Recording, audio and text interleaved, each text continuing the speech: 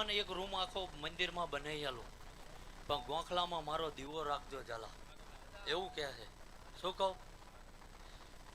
અને બાકી ઘટતું હોય પિન્ટુભાઈ તો જો કદાચ આ ઘર હામું કાળી નજરે કરણભાઈ અને ગોવિંદ બાજુ આંખના નેતર ના ખોટી નાખું તો અલ્યા હું ગંગાબાનો દીકરો મટી જાવ ભાઈ.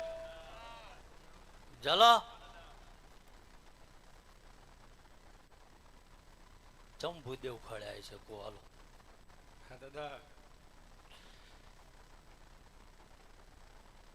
વૈશાખ મહિનાનો વાયરો હતો પિન્ટુભાઈ, શનિવાર જેવો દાડો હતો ભાઈ. શું કહું? અને પરશુરામ જેવી જયંતી હતી ભાઈ. મારો હિસાબ નોખો હે ભાઈ. શું કહું? બાકી ભણેલો નહીં પણ હિસાબ બધો ખીચામાં રાખું છું ભાઈ. અને જગત કદાચ એવું કહેતું હોય ને આમ કરી આલું ભાઈ. જેટલા ડગલા જઈને જેટલા ગલોટિયા ખા, આ જો ગોતતો ના રહી જાય એટલે હું વિક્રમસિંહ હું કહું ઝાલા ધર્મ ને સત્વના કોઈ દી હાલ્યો નહીં ભાઈ. અને જે આ બેઠા અહીં હું કોઈ ફી લેવા નહીં આવ્યો,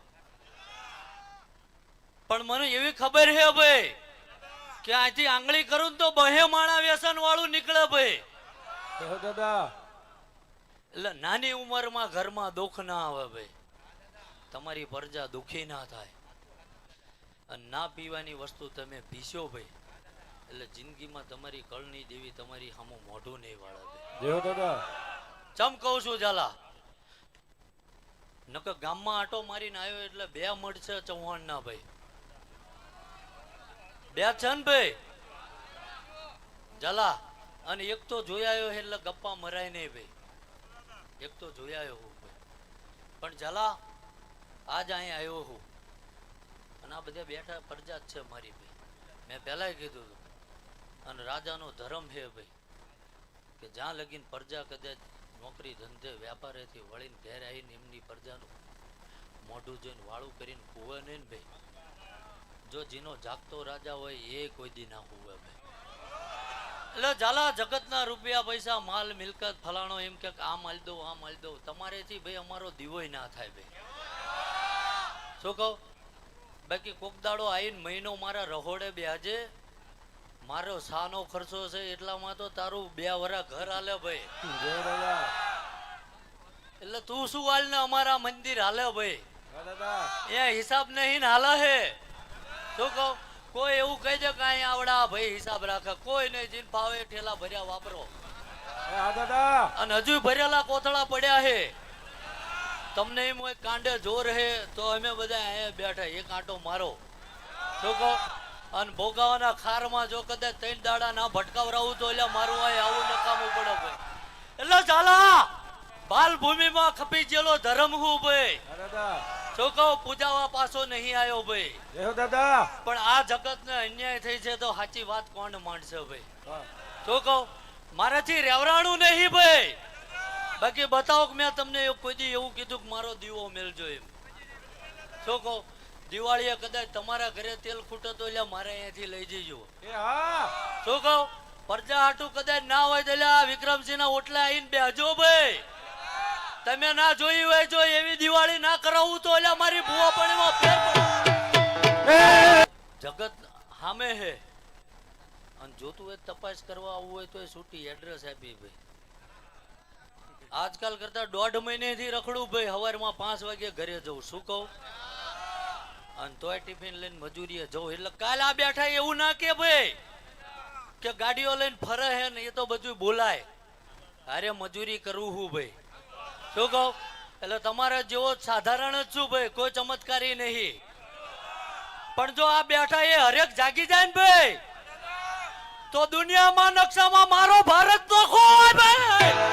અહીંયા ગોખલો ગળાયો ભાઈ કે અમારી પાસે આ વ્યવહાર અપાયો તો પિન્ટુભાઈ મારે મહાદેવના ઘરે કમાણી કેટલી પડી છે ભાઈ. નકર આજ તમે માણાના વેહે આયા હોત કદાચ માય કાંગલી નો હોય તો વાડે ઉભો ઉભો તમને હળિયું કરતો હોય ભાઈ. હું કહું તો મને કોઈ માથા ભારે મળ્યા હોય ભાઈ. પણ મેં એવું કીધું હા ઝાપામાં આવી જાઉં દાખલા બોલે હે ભાઈ. કાલ કદાચ કોઈક એવું કહેતું હોય ને આમ કદાચ કાળે મંડળાતો હોય ને કદાચ ઝાપામાં પગ મૂકીને મારા દાદા સામે બેહી જાવ ભાઈ. શું કહો? બાકી બહાર જઈને તો ગેરંટી ન લેતો, પણ ઝાપામાં જીવો ત્યાં લગીને જો કદાચ યમરાજને ના ઉભો રાખું તો એટલે હું વિક્રમ. શું કહું? જય હો. એટલે ગોવિંદભાઈ એટલે બોલું છું. હા દાદા. અને ઝાલા આજ કદાચ મારું મહાદેવની ત્રીજી આંખે ભાળતો હોય ખમા. તો કદાચ હું એવું ભાળું છું કે અત્યારે એક ટ્રેન હાલે છે ને ટ્રેનમાં બેઠા બેઠા મારો વિડીયો જોવો છે. જય હો જય હો. એક માણસ પોલીસ સ્ટેશનમાં બેઠું છે ન્યાય બેઠા બેઠા મારો વિડીયો જોવો છે ભાઈ. હા દાદા. અને સવારે વહેલા 7 વાગે જો આ પુરવાર ના કરું તો એટલે હું વિક્રમસિંહ નો દીકરો બનશો તો કોકને સાચો માર્ગ બતાવી ચાલો.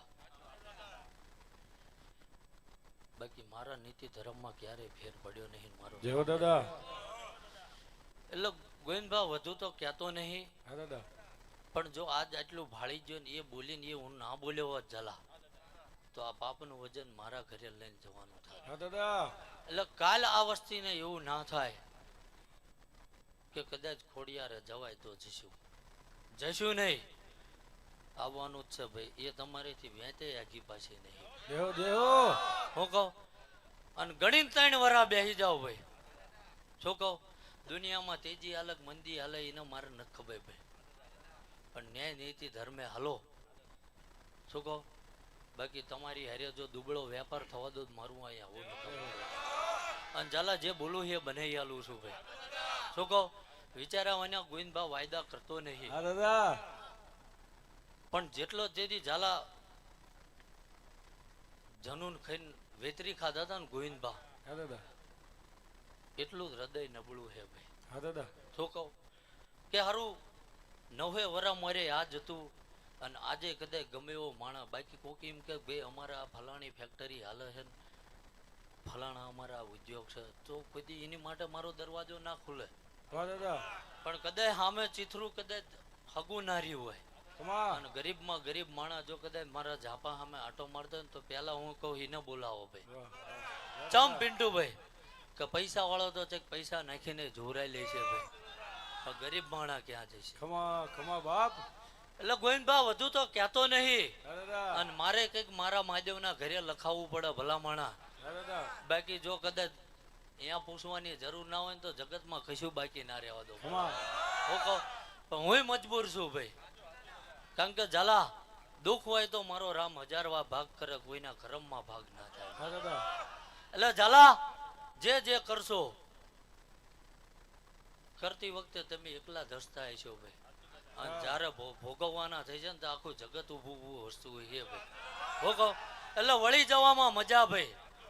જે છે સેવા ભક્તિ કરવી ગામમાં દુનિયામાં ભાઈ, કારણ કે મારો નારાયણ આવું બોલે છે ભાઈ. ઝાલા કદાચ તમે નાનામાંથી મોટા થશો, નિહાળે બદલાય છે, હાઈસ્કૂલે બદલાય છે, કોલેજ બદલાય છે, ગામે બદલાય છે, શહેરે બદલાય છે, કદાચ દેશે બદલાય છે ભાઈ.